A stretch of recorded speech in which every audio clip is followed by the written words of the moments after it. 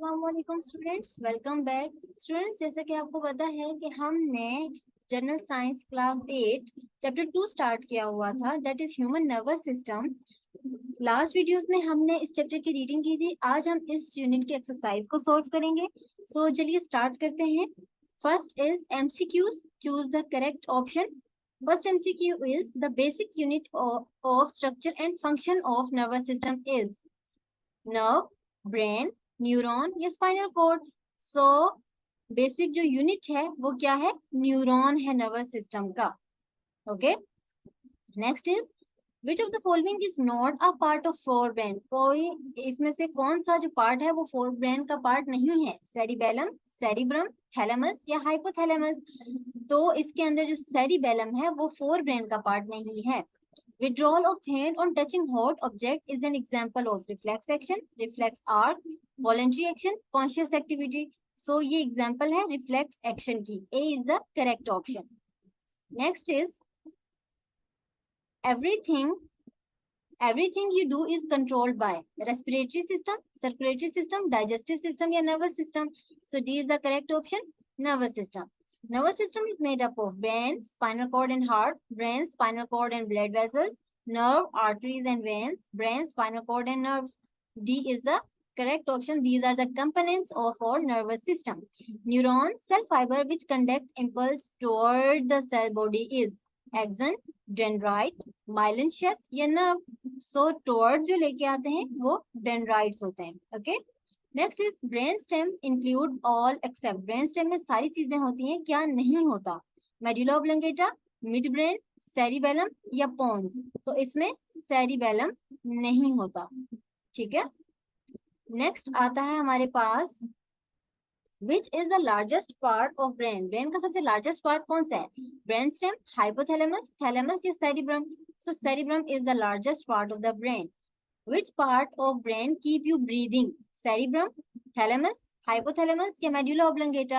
So medulla oblongata is the correct answer, जो आपकी unconscious activities को control करता है. Which part of nervous system will help you to keep balance while riding a bicycle? Spinal cord, pons, cerebellum या cerebrum? So cerebellum is the correct option. Okay, next आते हैं हमारे पास short questions. So first short question is name 3 type of neurons and give their function. Neurons बताने हैं और उनके functions बताने हैं.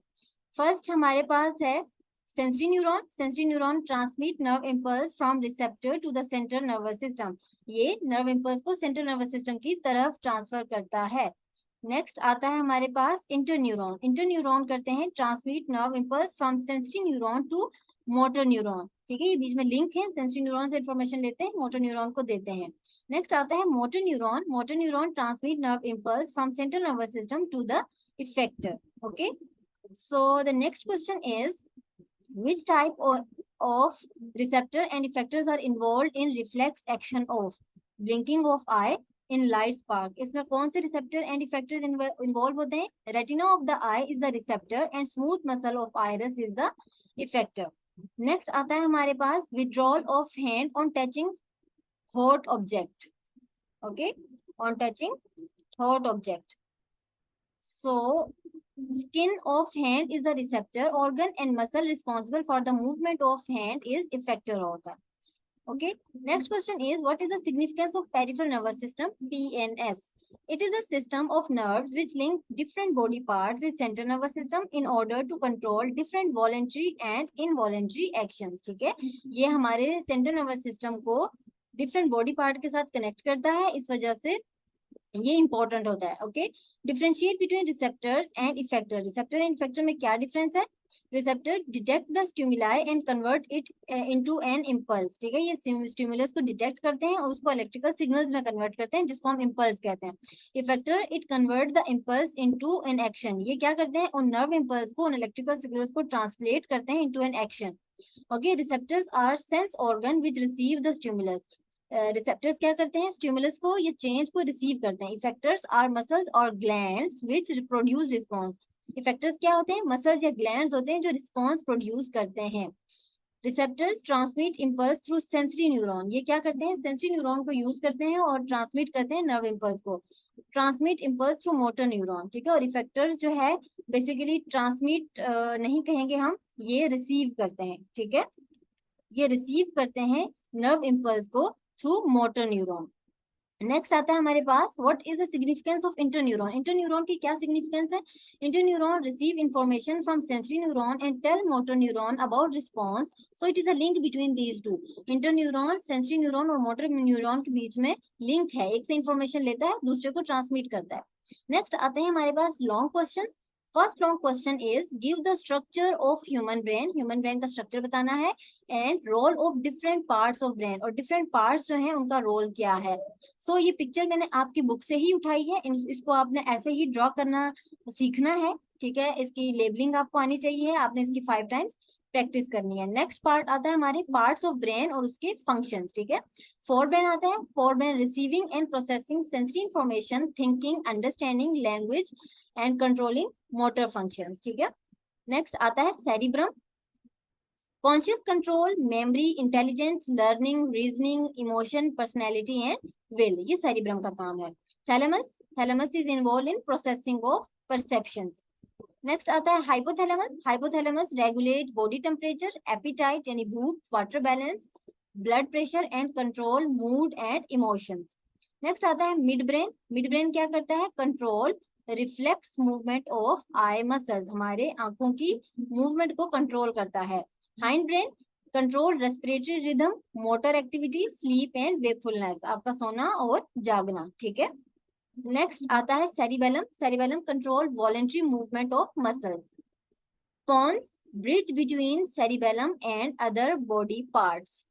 नेक्स्ट आता है medulla oblongata, medulla oblongata control involuntary activities like heart rate, breathing rate, vomiting, coughing and sneezing. Okay, so ये थे हमारे ब्रेन के पार्ट्स और उनके function.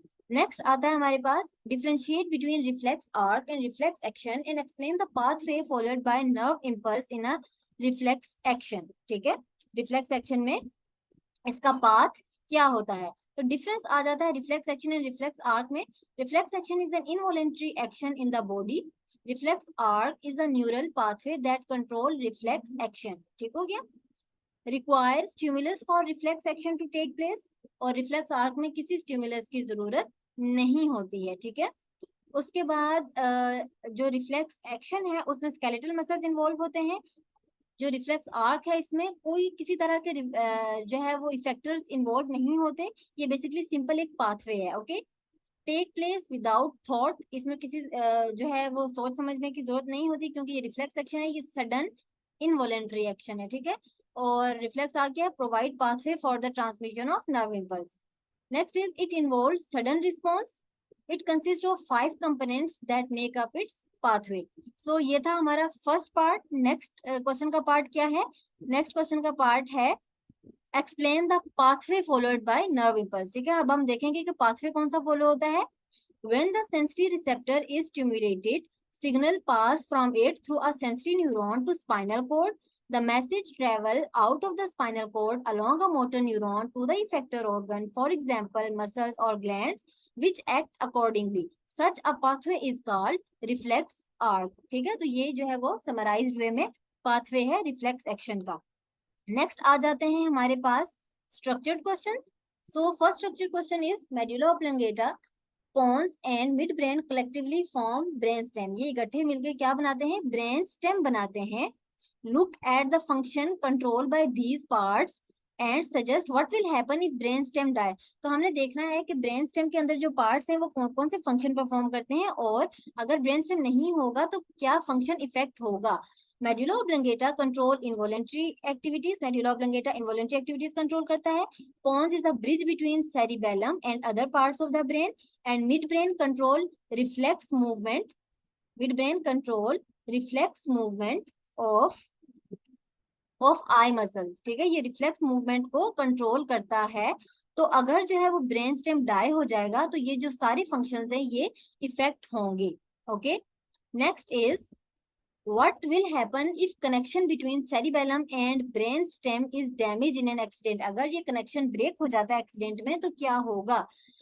Because of its role in controlling involuntary function, जहां तक इसका रोल है इनवॉलेंट्री फंक्शंस में, injuries to the brain stem can have serious consequences including death and coma, death भी हो सकती है, पर्सन कोमा में भी जा सकता है। Brain stem injuries can result in partial और कंप्लीट पैरालिसिस, या पार्शियल कोई पार्ट जो है एक साइड बॉडी की पैरालाइज हो जाएगी या फिर पूरी बॉडी पैरालाइज हो जाएगी। ओके, नेक्स्ट हमारे पास सेकंड स्ट्रक्चर क्वेश्चन है, human have largest cerebrum that then other any other animal, हमारा जो सेरिब्रम है वो सबसे बड़ा है then any other animal. Why it is so convoluted, इसके ऊपर जो है वो इतनी झुर्रियां सी क्यों है, ये इतना हर जगह से मुड़ा हुआ क्यों है।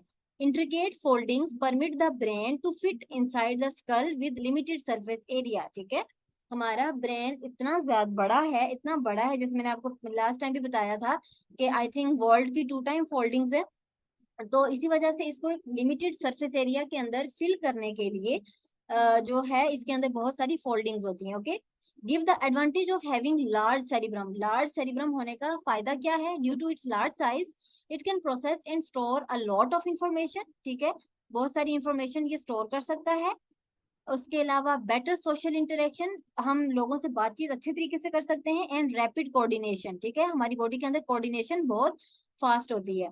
Next is enlist the role of cerebrum, cerebrum के रोल्स क्या हैं। It is a site of conscious activities, हमारी जो कॉन्शियस एक्टिविटीज हैं जो हम रजामंदाना तौर पर करते हैं वो यहाँ पे परफॉर्म होती हैं। It involve in reasoning and personality development, आप किसी चीज का रीजन देते हो ना ये क्यों है, तो उसमें आपका सेरिब्रम इन्वॉल्व होता है और आपकी पर्सनैलिटी में सेरिब्रम इन्वॉल्व होता है। इट कंट्रोल इमोशंस, ये हमारे इमोशंस को कंट्रोल करता है। It is involve in memory, intelligence and learning. ठीक है, तो ये मेमोरी में, इंटेलिजेंस में और लर्निंग में भी इन्वॉल्व होता है। ओके, सो ये थी एक्सरसाइज। आई होप सो कि आपको चीजें समझ आई होंगी। आई ट्राइड माई बेस्ट कि मैं आपको प्रिसाइज एक्सरसाइज प्रोवाइड कर सकूं। फिर भी कोई चीज समझ नहीं आती है या मुश्किल लगती है तो आप पूछ सकते हो। सो इंशाल्लाह नेक्स्ट वीडियो में हम नेक्स्ट चैप्टर को स्टार्ट करेंगे। तब तक के लिए अल्लाह हाफिज, thank you so much, happy learning.